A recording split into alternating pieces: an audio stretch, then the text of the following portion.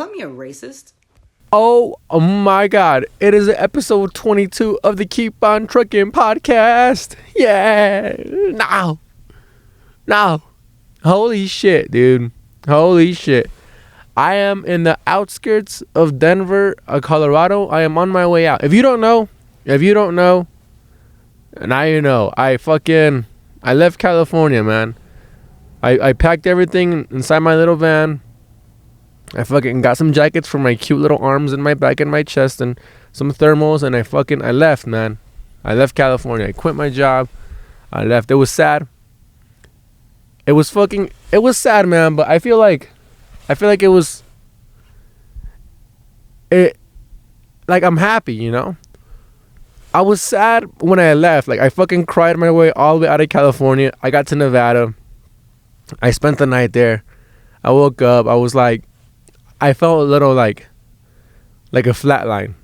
I didn't feel like much. I crossed over ugly ass Utah. I was sad there, man. I was a little upset. I was thinking about my family. I was thinking like, fuck, man, I really left everybody home. I really left everyone. And then I got to Colorado, and going into Colorado like through Utah. It's fucking beautiful, man.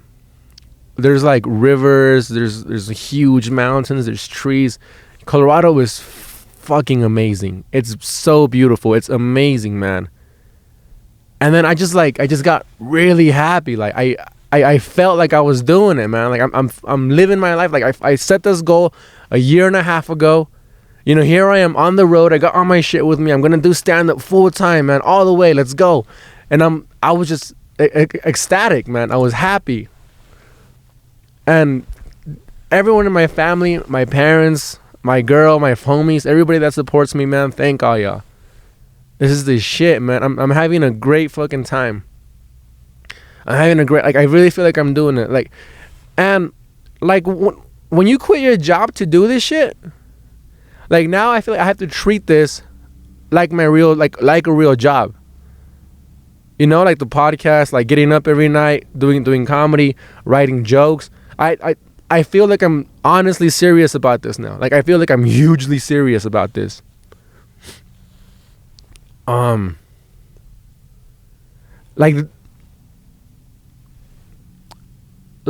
feel like I needed this catalyst in my life to treat this like a real job. And I am, man. I'm waking up. I'm writing. I'm reading books, dude. I'm going to mics. I'm checking shit out. I'm looking at it. Could I have done this while I was in California? Yeah, man. I feel like I could have, and I feel like I couldn't have, because knowing me, like you gotta know yourself. Like knowing me, I do my best when I'm isolated, when I'm not near anybody, when I'm away from everyone, like. And that's not a knock on my homies or my family or my girl. That's just internal. Like I feel like I have to be alone to really like get in my zone. And I'm in it, man. I'm in it. Even though I've only been away for fucking 4 days. Ah, fuck. But it feels surreal, man. Like it feels surreal. Like when the last day when I was leaving my job, that I was truck driving for my dad, man. I was enjoying helping him. It was a good time. Great. It was a great job. But once I was leaving, like I was proud of myself, man. Like I didn't know I was capable of doing this shit. Of just quitting. Of doing this, man. I didn't know I was capable of it. I didn't know I was actually gonna go through with it. I mean, I knew, but once I did it, I was like, I can't believe I'm fucking doing this shit. Even though I'm not like I'm professional yet, or like, you know, like headlining clubs or featuring or you know, or like going on the road with like, you know, being an opener. Even though I'm not doing any of that, like it feels like I'm living my dream. And it's this shit, man. It's this shit. I was sad in the beginning. I was a little like I missed everyone, but now I'm in the zone. And then people that like talk shit like on self-help books and like self-help videos, bro, talk shit all you want, man, but I feel like a lot of that shit really changed my fucking life. Like Earl Nightingale, The Strangest Secret, that fucking Napoleon Hill, The Alchemist, bro, those books, that video, John Rohn, not the politician, there's another guy called John Rohn. Bro, all that shit, like, I just, like, study that. You know, they're, like, old-ass men that, like, you know, they look back, they fucking philosophize in their life, and they write books about it. Read that shit, man. Read that shit. I don't mean to be all preachy and self-helpy and shit, but that shit really fucking, like, help my mentality change and switch up and shit. But, all right, enough of that gay shit. Sorry. Enough of that fruit shit. Let's get into it, man. Let's get to the road stories. Let's get to the stories that on the road. So I pull up to Denver. Right?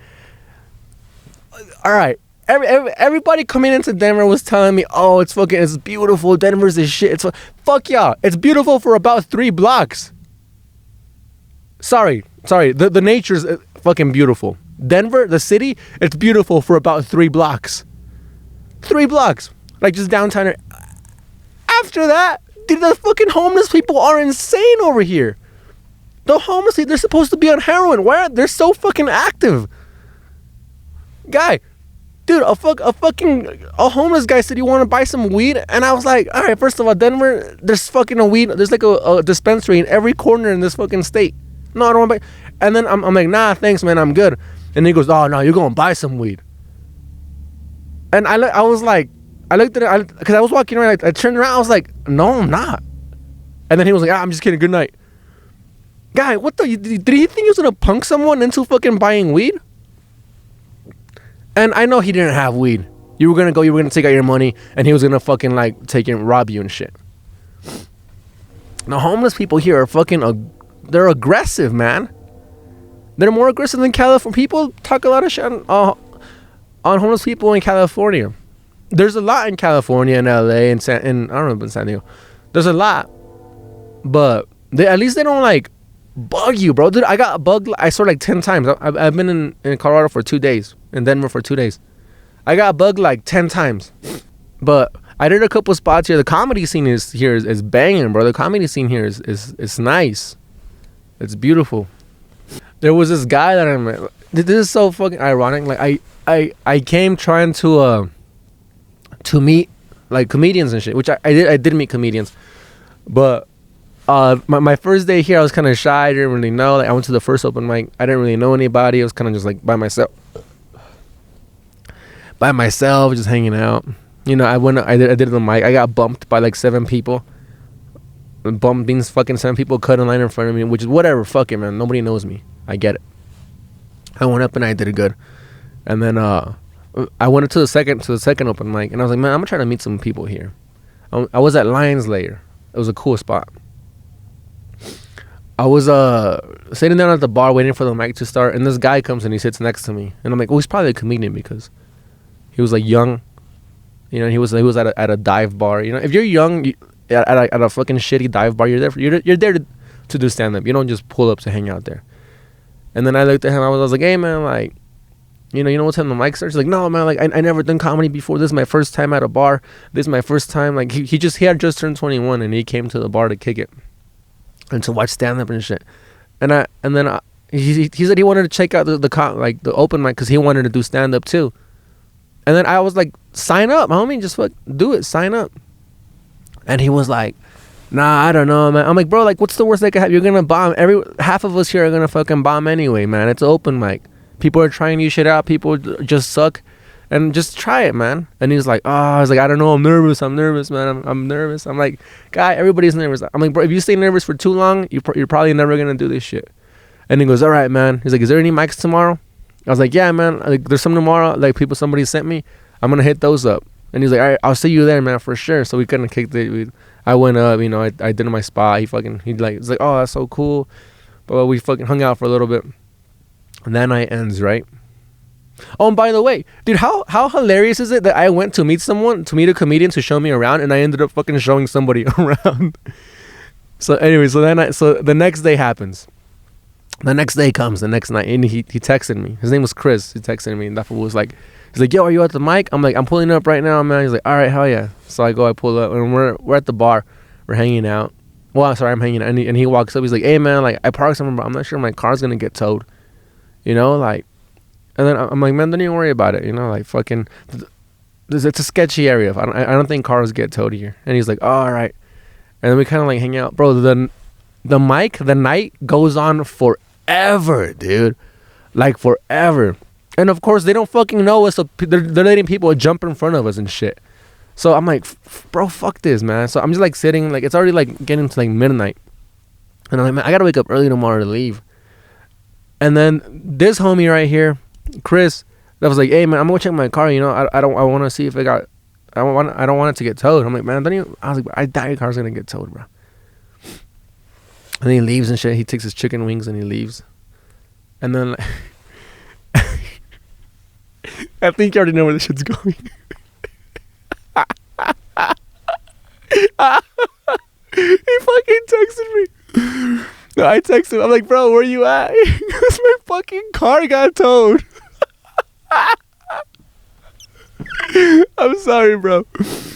But dude, that shit, like, I texted like, that fucking sucks, bro. Like, I'm sorry. Cause I gave him so much calmness. I was like, don't even worry about it, bro. You're chilling. Your car's not gonna get towed. And then which made me paranoid. So I ran to my van and I was like, fuck this, and I park somewhere else. I'm not getting towed in the middle of the night while I'm asleep. But so he didn't get to go up last night either. But you know, man, I wish you luck, Chris, if you watch this shit, man.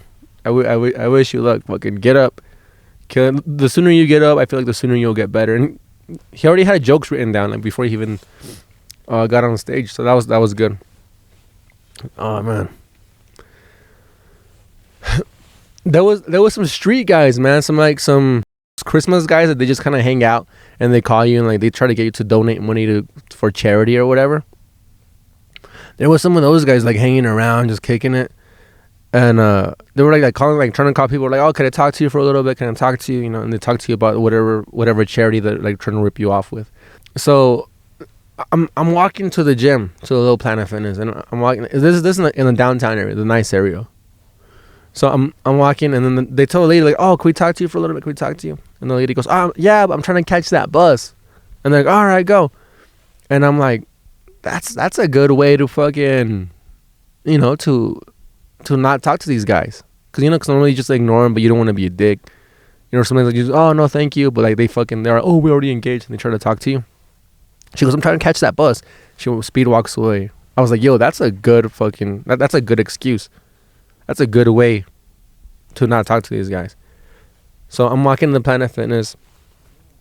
And then I go, and then I'm like, oh, man, I forgot my coffee at one of those Starbucks. So I had to walk past these guys again. I walk past them. They don't talk to me at all. I go to the Starbucks, and on my way back, I'm going back to the gym. And these guys like, hey, man, can we talk to you? And I'm like, I'm going to use that one. I'm going to use it. I go, I'm trying to catch that bus. And there's a bus right there. I go, I'm trying to catch that bus. And the guy goes, oh, there'll be another one. And his homies goes, oh, that's a good one. Hey, so they just ignore me after that. He got my ass. He goes, there'll be another one.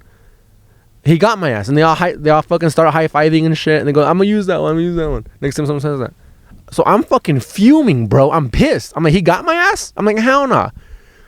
So I stop right there, man. Like, I'm walking, and I stop, so he sees that I'm not in a hurry, that I said that because I lied. So I'm like, I'm gonna wait for him to ask me, yo, I thought you had to catch the bus. I'm gonna look at him, and I'm gonna say, oh, I lied. You know, just to get his ass back, because fuck that, man. They're not gonna get me. You're gonna gang up on me? Don't get me. Hell, I'm visiting, bro. Can't get my ass. So I kicked it right there. I waited. I took out my phone. I started taking like cute little videos, like, you know, waiting for him to like be like, oh, I waited for about 1 minute. They never talked to me ever again. So I just stood there like an asshole, like waiting for them to try to talk to, so I could have that comeback. I felt like George Costanza on Seinfeld with the shrimp. I don't know if you get the reference on Seinfeld. So I just waited there just to hit him with the comeback, and they never talked to me ever again. So I just picked up my bag and just walked to the gym like an asshole. I was supposed to stay here in Colorado for for a week, but I'm on my way to New York, and I don't want to get snowed in, man. Like somebody told me that it'll be really hard to drive my van through the snow, so I don't want to get snowed in. So I stayed in Colorado from Denver for 2 days.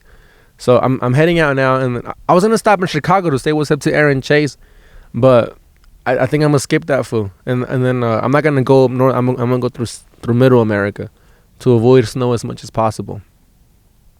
But so I don't know. Hopefully I'll be in New York in 2 days, and then I got this weighted blanket right here, and then I got my sleeping bag to stay warm. Yo, this weighted blanket, it puts in work. It puts in work to keep you warm, but that shit's heavy, bro. It's 15 pounds, and like in the middle of the night, like in the middle of the night when you have a blanket, you just go, bro. This one I go, like I struggle, bro. And sometimes if I sleep like this the whole night, my shoulder hurts because there's 15 pounds on my fucking shoulder, and that shit hurts. But it keeps me warm, I guess, but it injures me at the same time. I think that's it, man. Thanks for supporting. Thanks for everything, man. If you guys came back to watch this shit, subscribe to this shit, please. Tell your homies about it. So just Frankie Hoy on everything, man. Just follow me, subscribe, tell a homie. Let's get this shit popular because I really gotta make a living now. So this is tight, man. This is sick. You know what? Thanks a lot, man. Thanks a lot. I'm gonna end it right here. Next podcast, hopefully I'll be in New York. Hopefully. Thanks a lot. My name is Frankie Hoy. Thank you for watching the Keep On Trucking podcast. Yeah. Now.